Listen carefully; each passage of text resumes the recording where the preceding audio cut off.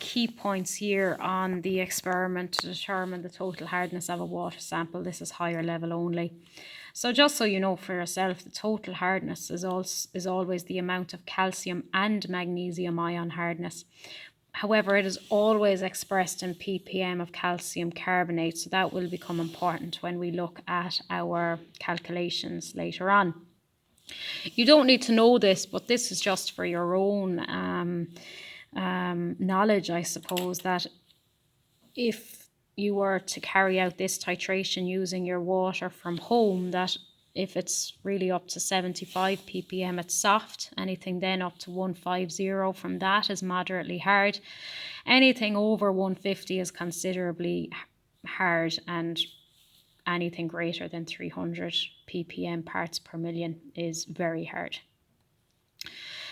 For this we use EDTA, and you need to know that E ethylene, D diamine, tetra, T acetic. Okay, so you're often asked what is EDTA, ethylene diamine tetraacetic acid.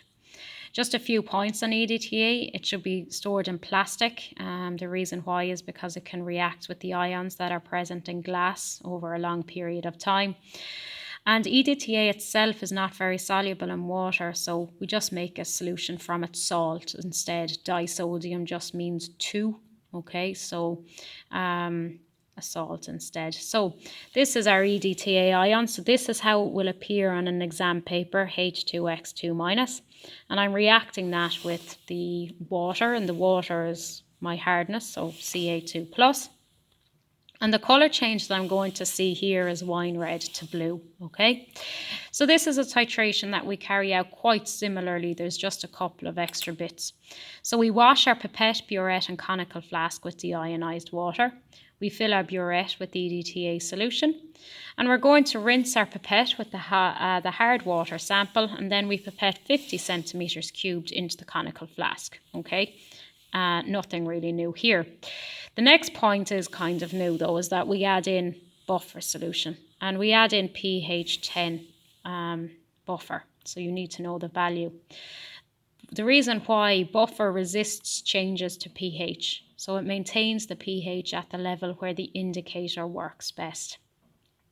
The indicator that we use in this, and again you need to know, is a new one called Ureachrome black tea, and it's a solid, and you only use the tiniest of tiniest amounts. And you note the wine red colour. Okay, we titrate slowly. The end point can be hard to detect because of these colour changes, and the end point occurs when my wine red colour here changes to blue. Okay, so that is the experiment.